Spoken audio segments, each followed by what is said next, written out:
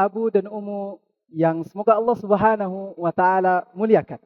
Untuk sesi tanya jawab, untuk mengefisienkan waktu, kami persilahkan yang ingin bertanya berkenaan dengan kurikulum atau berkenaan dengan kurikulum tahfiz ataupun tentang tata tertib kesantren yang tadi disampaikan oleh pemateri pada pagi hari ini.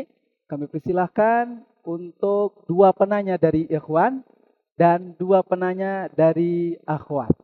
Baik, yang pertama, Bapak yang di depan ya pertama. Teman-teman panitia minta tolong untuk menyiapkan mic. Pertama langsung silakan. Kita kumpulkan pertanyaannya dulu, nanti insya Allah akan dijawab secara langsung, 4-4-nya oleh pemateri insya Allah.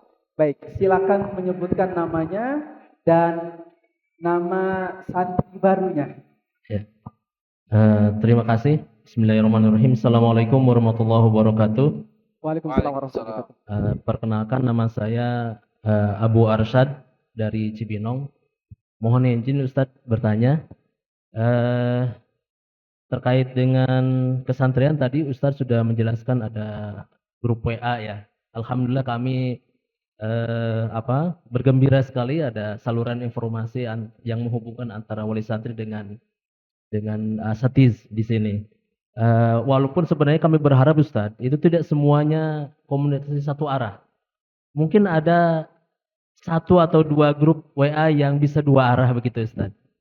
Karena untuk membangun sinergi tadi, jadi sinergi yang baik itu akan terbangun manakala komunikasi itu bisa 2 arah, terbuka dan tidak ada hambatan begitu ya.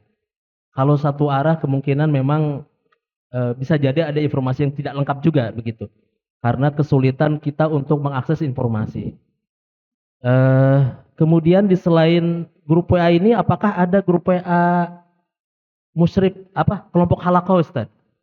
Nah, di sini kan dibatasi ada beberapa grup WA, tapi yang terkait dengan wali santri cuma ada 1 grup wali santri. Apakah selain itu ada misalkan grup halaqah, grup WA halaqah? Karena kita juga sebagai wali santri tentu ingin mengetahui perkembangan hafalan anak kita dari hari ke hari, dari minggu ke minggu begitu Ustaz. Kemudian selain itu mungkin bagus juga ada grup asrama atau grup wali kelas begitu Ustaz. Jadi memang ada beberapa kelompok di mana santri itu beraktivitas. Ada di asrama, ada di halaqah dan ada di kelas gitu. Apakah kita bisa mengakses informasi dari 3 kelompok itu melalui grup WA? Kalau misalkan kita tidak bisa komunikasi tidak bisa 2 arah dalam grup WA, apakah bisa secara personal? Misalkan ke wali kelas atau ke musyrif halaqah atau ke musyrif kamar. Apakah kita bisa berkomunikasi langsung Ustaz? Itu pertanyaan kami. Kemudian yang kedua, tadi Ustaz menjelaskan, saya sudah mencatat pertanyaan Bapak 4 pertanyaan. Satu lagi, mohon izin satu lagi. Pertanyaan kelima nih. Ya, terkait dengan tadi jenis-jenis hukuman memang sudah bagus sekali Ustaz ya. Ini sangat rinci, kemudian juga jenis hukumannya dari mulai ringan, sedang, berat, level 1, berat, level 2, kemudian sangat berat. Itu bagus sekali, tinggal saya kira konsistensi penerapannya. Nah, tentu yang tidak kalah penting adalah upaya-upaya pencegahan. Selain pengenaan hukuman, iqab ya, juga pencegahan. Bagaimana upaya pencegahan supaya tidak terjadi pelanggaran-pelanggaran seperti yang banyak terjadi di pondok lain, seperti misalkan bullying Ustaz. Bullying, perilaku menyimpang begitu Ustaz ya. Atau misalkan hal-hal yang sering dirasakan oleh santri adalah stres karena jauh dari orang tua. Apakah ada semacam bimbingan konseling guru BK di sini, atau misalkan Ustaz, misalkan dipasang CCTV di tempat-tempat tertentu yang tersembunyi begitu yang bisa mencegah terjadinya bullying. Baik. Mungkin itu Ustaz Afan. Terima kasih, syukur jazakallahu khairan katsiran. Assalamualaikum warahmatullahi wabarakatuh. Waalaikumsalam warahmatullahi wabarakatuh. Pertanyaan pertama ya dari Bapak Abu Arsyad. Baik, pertanyaan kedua dari ikhwan. Baik, kami persilahkan Bapak sebutkan namanya dan nama santrinya. Silakan. Assalamualaikum warahmatullahi Waalaikumsalam warahmatullahi wabarakatuh. Anak Eko, wali santri, namanya Muhammad Umar, insya Allah. Pertanyaan Ana sebetulnya sama seperti Bapak tadi ya. Ana berkaitan dengan Sebentar, pertanyaannya sama. Ada yang sama, ada yang enggak. Tapi Soalnya maksud pertanyaan beliau ada 6. Bapak iya, ada berapa? Ada yang 7 terakhir, apa Pak. 10? Baik, silakan. Iya, Apa yang mengenai apa kepemilikan handphone, Ustadz, Oh, apakah di sini dibolehkan? Ana berharap sih tidak dibolehkan gitu, Ustadz, karena tadi tidak dijelaskan. Terus pertanyaan yang berikutnya sama seperti Bapak tadi, grup. mengenai LGBT dan Oh, bullying gitu. Ya itu yang Ana mau tanya, sampai sejauh mana gitu kan, apa sekolah untuk mencegah hal tersebut gitu. Mungkin dari pelaku dan dari korban gitu. baik, Mungkin bisa juga pelakunya salah ditertuduh pelaku padahal bukan tertuduh atau gimana gitu. baik, Bagaimana sekolah menanggapi hal baik. tersebut? Mungkin ya tadi ada solusinya tentang Baik. CCTV atau apa gitu. Ya. Jazakallahu khair. Cukup? Cukup. Terima kasih Bapak Eko. Baik, berikutnya pertanyaan ketiga dari ummahat atau akhwat. Silakan. Baik. Kalau begitu, insya Allah pemateri akan menjawab terlebih dahulu dua penanya tadi. Pertanyaan yang pertama dari Abu Arsyad. Pertanyaan pertama, kedua, dan ketiga, keempat sama satu tema tentang pengadaan grup yang mungkin bisa dua arah, baik itu grup halal, grup asrama, atau grup musyrik gitu ya. Jadi gitu. Kemudian pertanyaan yang terakhir, pertanyaan yang ke-2, 4, 5. Bagaimana upaya Mahat atau Mahat Hafiz Al-Isra dalam hal ini menangani pelanggaran-pelanggaran, misalnya seperti bullying atau seperti hal LGBT dan sejenisnya gitu. Bagaimana preventif yang ada di sini? Apakah ada guru BP atau yang sejenisnya? Silakan kepada pemateri yang akan menjawab. Siapa? Baik, tafadhal masykur. Silakan. Taib, alhamdulillah wassalatu wassalamu ala rasulillah. Terima kasih atas pertanyaannya pada Abu Arsyad dan Abu Umar ya. Pertanyaan yang menarik, yang memang kadang menjadi sebuah problematika di pesantren. Keberadaan grup dua arah, kemudian antisipasi bullying dan penyimpangan. Ya, dua hal besar ini yang kami tangkap dari pertanyaan itu. Grup dua arah ini sebenarnya bukan hal yang tidak kita ketahui ya, karena memang udah kita pernah laksanakan. Gitu. Kita juga udah pernah berpengalaman mengelola lembaga ya, bukan hanya di sini saja. Dari pengalaman itu, kemudian kita melakukan evaluasi dan pengkajian tentang keberadaan grup dua arah ini. Sebenarnya lebih banyak maslahat atau madorot gitu. Sehingga pada akhirnya kita berada pada sebuah kesimpulan yang kemudian kita terapkan alhamdulillah dalam kurun waktu 3 tahun ini dan menunjukkan hasil yang bagus agar tidak membuat grup dua arah. Niatnya bagus ya untuk mengetahui perkembangan secara intens, untuk sinergisitas. Tapi ternyata efek buruknya juga banyak. Ya, bahkan sangat berbahaya. Ya. Bisa kita katakan dengan adanya komunikasi dua arah itu Mahat itu bubar. Ya, dan ini ya hampir terjadi seperti itu. Hampir terjadi. Wali santri atau asatidah itu kan oke lah semuanya memiliki niat baik, tapi kan terkadang bisikan setan itu luar biasa gitu. Sehingga mengeluarkan seorang dari jalurnya. Lalu muncullah para oknum, ya, baik dari asatidah mungkin ya, atau dari wali santri gitu, yang keluar jalur dari grup dua arah itu, kemudian terjadilah komunikasi intens pribadi, ya. Ya lebih parahnya lagi kalau komunikasi itu antar lawan jenis, gitu loh, antar lawan jenis, berbahaya sekali. Adapun tuntutan pelaporan secara intens perkembangan santri, ya maka kita memiliki standar pelaporan. Standar pelaporan. Mohon maaf dengan Mungkin sistem yang ada kita tidak bisa memuaskan Abu untuk mendapatkan informasi setiap hari ya. Ya, perkembangan Ananda hari ini setor apa, hari ini ngapain, tidurnya gimana, kesehatan kita tidak bisa sampai ke sana. Itu pekerjaan yang sangat berat sekali gitu untuk kita lakukan. Gitu loh. Hal-hal kecil yang sebenarnya bisa nanti untuk kita informasikan kita tidak akan laporkan dalam waktu yang tergesa-gesa. Standar pelaporan kita yaitu ya, jika memang santri memiliki masalah, kita akan laporkan secara langsung. Ini secara langsung, tidak akan dinanti-nantikan. Jika masalah itu harus segera ditangani secara serius. Ya, baik terkait akademik, kesehatan, ya, ataupun terkait sikap pelanggarannya. Adapun secara ini akademik, maka ya terkadang kita akan informasikan secara umum di grup, ya, secara umum ya anak-anak sedang berkegiatan apa akademiknya, apa yang mereka peroleh berupa prestasi dan yang lainnya kita akan sampaikan di grup. Adapun secara khusus maka akan kita sampaikan pasca PTS bagi santri yang memang butuh penanganan khusus. Ya, di mana santri tersebut taruhlah mengalami kesulitan pembelajaran, tidak tercapai target tahfiznya, kita akan sampaikan di pertengahan semester.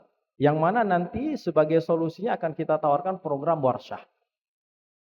Adapun secara satu persatu ya pelaporan perkembangan santri, maka ya standar yang ada di kita yaitu kita akan lakukan pasca PAS. Ya, setiap akhir semester seperti halnya dulu kita sekolah begitu.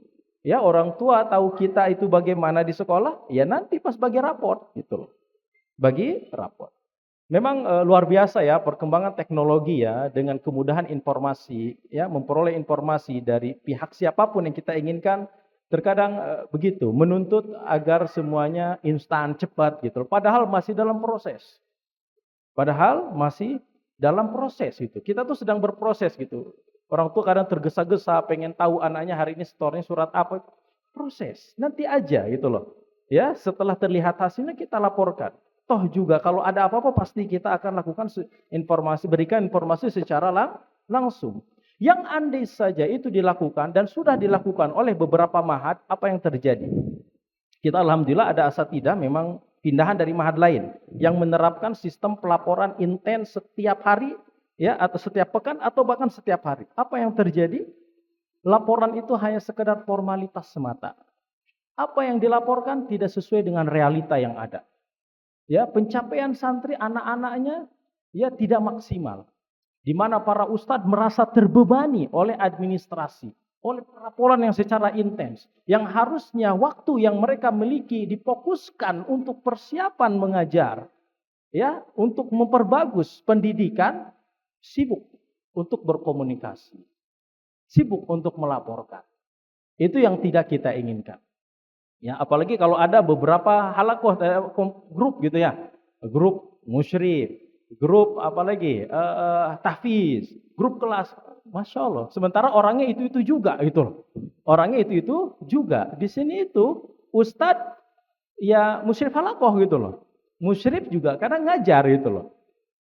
Udah kebayang gitu loh. Bagaimana teman-teman gitu nanti penampakannya selalu pegang HP gitu loh. Dan itu hal yang kita hindari gitu. Hal yang kita hindari gitu untuk banyak memegang handphone, untuk kemudian kita lebih fokus ke dalam penanganan anak-anak, santri, itu yang menjadi prinsip dan konsep kita di sini. Fokus pada santri. Saya terkadang suka memberikan teguran keras ya kepada teman-teman asatidah gitu.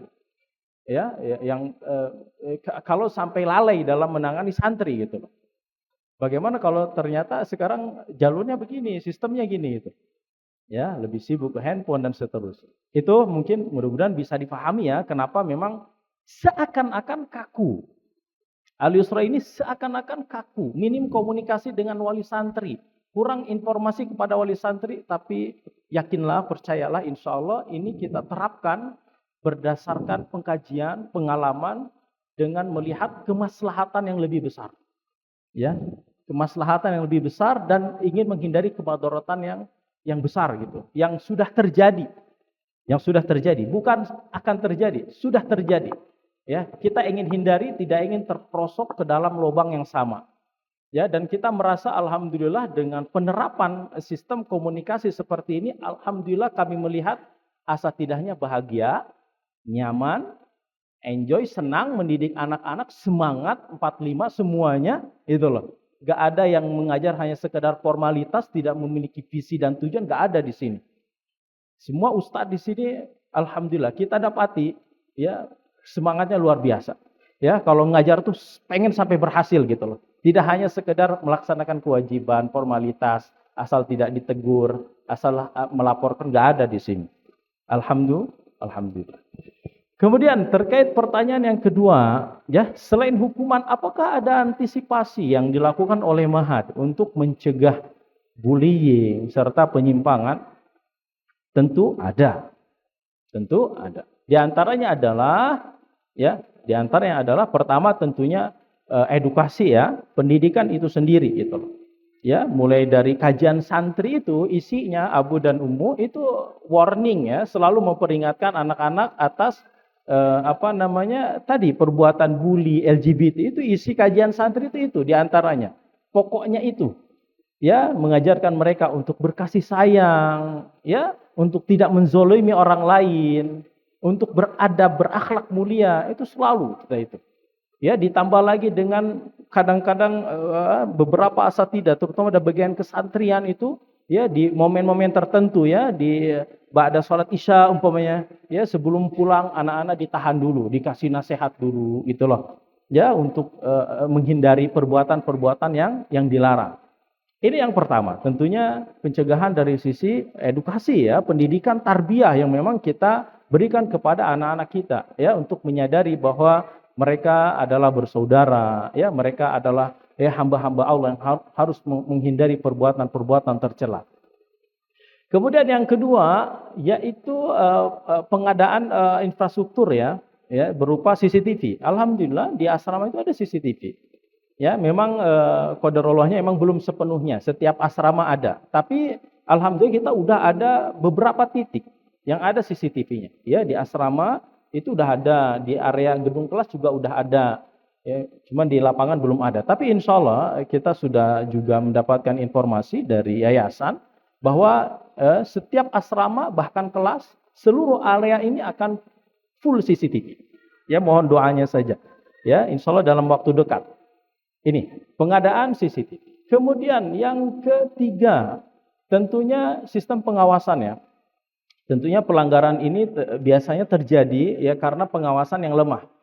Pengawasan yang lemah. Ya, kita berusaha semaksimal mungkin, sekuat tenaga kita untuk memberikan pengawasan yang maksimal kepada santri-santri kita. Ya, melalui sistem kepengasuhannya. Ya, kemudian pengawasan yang ada di sini.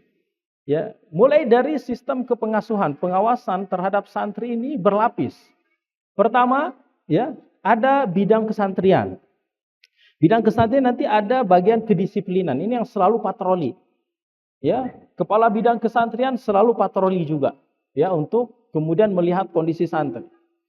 Kemudian di bawahnya ada wali asrama dan wali kelas dari para asatidah. Tadi mereka kita bebankan dalam sepekan itu 2 kali untuk mengunjungi asrama.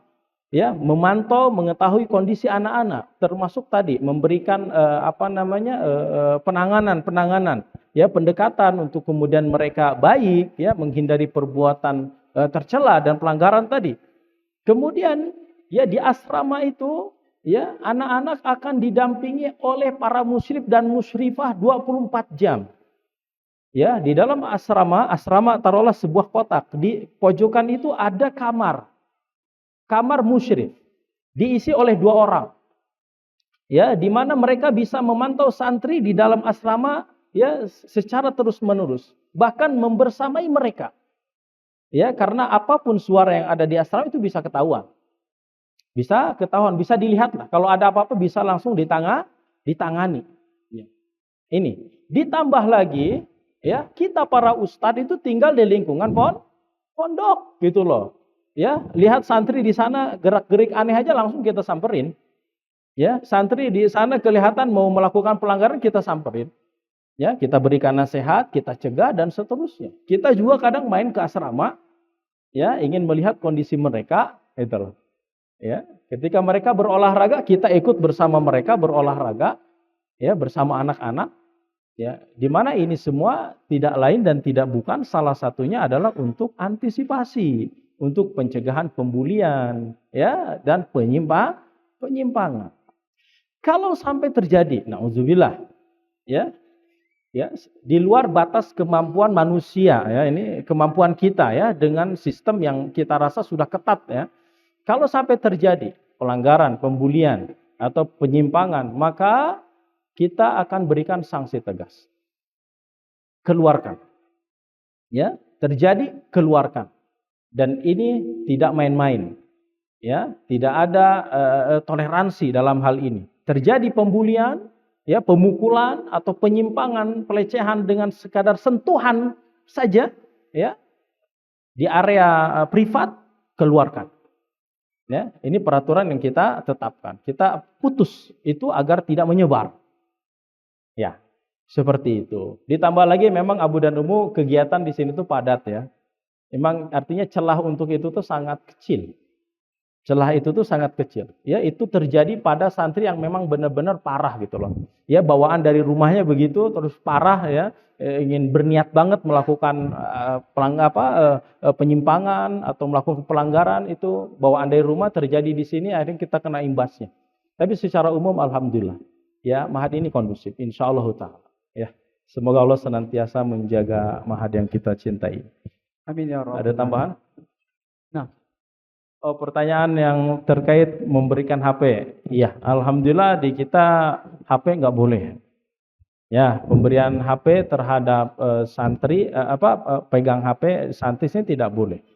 Ya, mereka penelponan menggunakan HP dari memang ma'had yang sudah kita siapkan, bukan HP santri. Ya, santri tidak boleh memegang HP. Mohon Abu dan Umu jangan membawakan santri HP. Ketika Abu dan Umu membawakan anak-anaknya HP, ketahuan sama kita berarti menjadi inventaris kita nanti. Terima kasih HP-nya. Ya, ya, barakallahu fikum.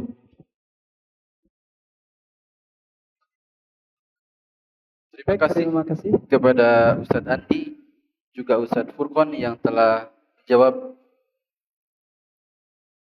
Ya, sebelum itu mungkin kami persilahkan kepada akhwat, apabila mana ada pertanyaan yang ingin disampaikan, kami berikan kesempatan. Barakallahu fikum. Apakah ada pertanyaan dari Ummahat? Satu penanya saja. Tidak ada? Baik. Jika tidak ada, kita lanjutkan. Baik. Terima kasih kepada Ustadz Andi Hidayat LCMA, juga Ustadz Furqon Supardi LC yang telah menjawab pertanyaan dari Bapak Ibu sekalian.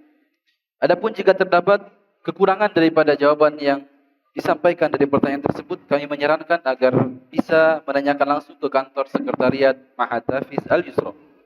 Sekali lagi kami ucapkan barakallahu fikum, terima kasih banyak atas partisipasi.